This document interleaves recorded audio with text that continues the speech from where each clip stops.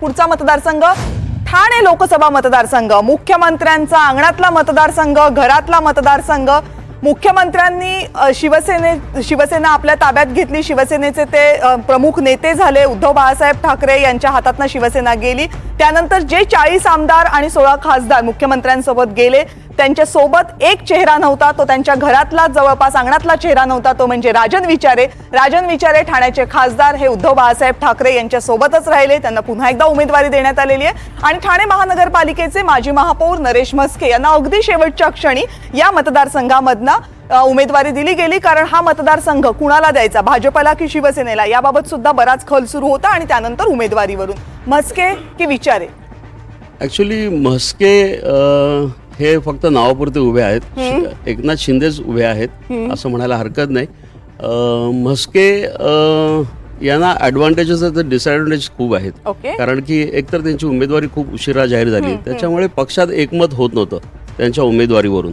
रवी फाटक पण उभे इंटरेस्टेड होते, प्रताप सरनाईक होते, तर अशा पार्श्वभूमीवर त्यांना उमेदवारी दिलेली आहे।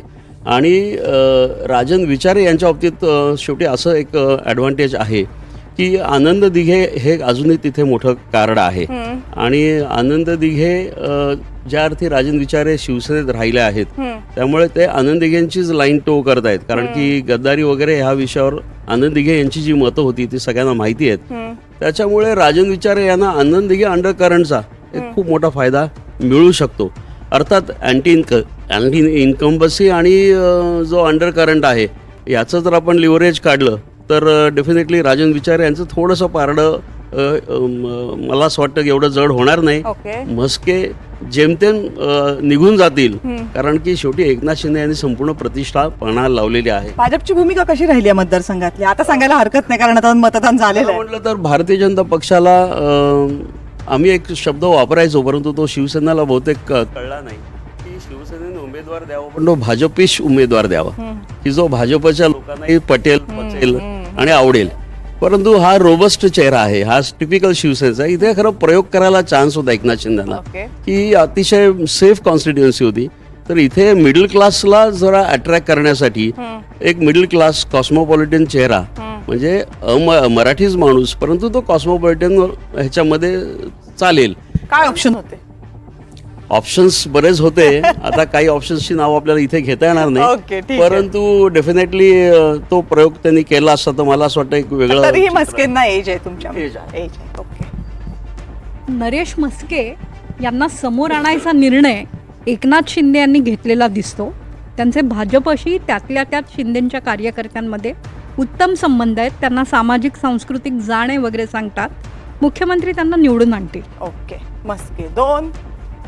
हा मतदारसंघ ना, जी काही काय म्हणतात त्याला, जान पे हथेली रख के चलने वाला जो होता है, हा मतदारसंघ एकनाथ शिंदेच्या असा हातावरती आहे आणि ते पडू देणार नाही।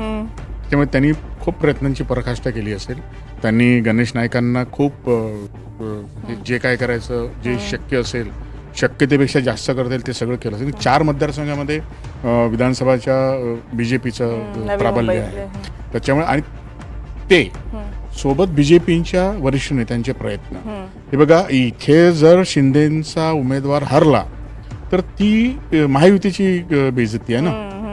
त्याच्यामुळे अशा ठिकाणी ज्याला कोणाला धोका करायचा असेल तो छातीला माती लावूनच धोका करेल। त्याच्यामुळे इथे जर धोका जर कोणी केला असेल तर त्याचा नंतर बीजेपी हिशोब करेल, पण मला वाटतं की सगळ्यांनी इथे ताकद लावलेली आहे आणि त्यामुळे म्हस्केंना फारसं जड जाणार नाही। फारसं जड नाही, पण त्यांना ते असंही म्हणता येणार नाही, पण त्यांना म्हणजे त्रास होऊन ते निघतील। म्हस्केंच्या विजय नजरेच्या टप्प्यात आहे असं तीन मत आहेत, तुमचं काय मत आहे? म्हणजे एकनाथ शिंदे यांचा गट ठाणे असल्यामुळं स्वाभाविकपणे उमेदवारी ही नरेश म्हस्केंची नाही तर एकनाथ शिंदेची असं मानलं जातं। पण तिथलं जर ठाण्यातले अंडरकरंट्स बघितले, गद्दारीचा विषय असेल, राजन विचारांची शिवसेनेबरोबरची एकूण निष्ठा असेल आणि एकूण आनंद दिघेंचं कनेक्शन असलं, हे बघितल्यानंतर वातावरण बघतात धक्कादायक निकाल आला ठाण्यात, आश्चर्य वाटायला नको। सो तुम्ही देणार की नाही कौल म्हस्केंना किंवा विचारेंना? मी विचारांच्या बाजूने कौल। ओके। 3-1। मला असं वाटतं इकडे राजन विचारेंना एज दिसतोय मला। त्याचं प्रमुख कारण असं आहे की नरेश म्हस्के हा कॅन्डिडेट राजन विचारेच्या तुलनेत तेवढा स्ट्रॉंग नाही आहे असं मत आहे. ओके. दुसरी गोष्ट अंडरकरंट सॉलिड आहे आणि तिसरी गोष्ट राजन विचारे एकनाथ शिंदे हे आनंद दिघेंचे एकदम विश्वासू होते आणि राजन विचारेंनी उद्धव ठाकरेंची साथ सोडलेली नाही, तर इकडे तो सिंपथी फॅक्टर पण आहे. ओके म्हणजे 3 महत्वाचे. आणखी एक ऍड करेन, मी जाहीर बोललेलो आहे या विषयावर. ठाण्याची नरेश म्हस्केंची उमेदवारी आणि वैशाली दरेकरांची उमेदवारी ही ॲडजस्टमेंट ठाकरे शिंदे यांच्यातली ॲडजस्टमेंट होती. ओके. कविता, मला वाटतं की नरेश म्हस्के पण मुळात याचं सगळ्यात प्रमुख कारण म्हणजे एकतर मुख्यमंत्री तर आहेच आहेत तिथले, त्यापेक्षा ही सगळ्यात जास्त गोष्ट म्हणजे भाजपाचा मतदार.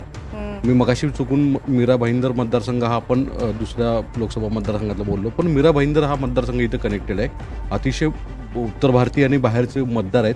दुसरीकडे नवी मुंबईत सुद्धा भलेही गणेश नाईक, मंदा म्हात्रे वगैरे जे उमेदवार तिथले स्थानिक जरी असले तर तिथे मतदार हे बाहेरचे आलेले आहेत. म्हणजे सगळे एज्युकेटेड मतदार आहेत, हाय राईज टॉवरमधले मतदार आहेत आणि ते मतदार हे भाजपाचे आहेत. त्यामुळे त्याचा फायदा म्हस्केंना होईल असं मला दिसतं. ओके. 4-2.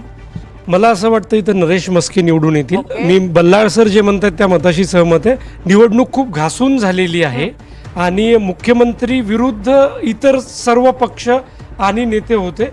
नरेश म्हस्के उमेदवार असले तरी मुख्यमंत्र्यांच्या रणनीतीच्या आधारे ही निवडणूक शिवसेना शिंदेसाहेब जिंकतील असं मला वाटतं. ओके. त्यामुळे एकनाथ शिंदे यांचे उमेदवार नरेश म्हस्के यांच्यासाठी इथे आघाडी मिळताना दिसते. पब्लिक पोलमध्ये एकनाथ शिंदे यांचे उमेदवार नरेश म्हस्के यांच्यासाठी 4 मतं आहेत. खरं तर मुख्यमंत्र्यांसाठी अत्यंत महत्वाची असणारी ही निवडणूक, कारण मुख्यमंत्री स्वतः याच लोकसभा मतदारसंघामधून विधानसभेचे आमदार आहेत.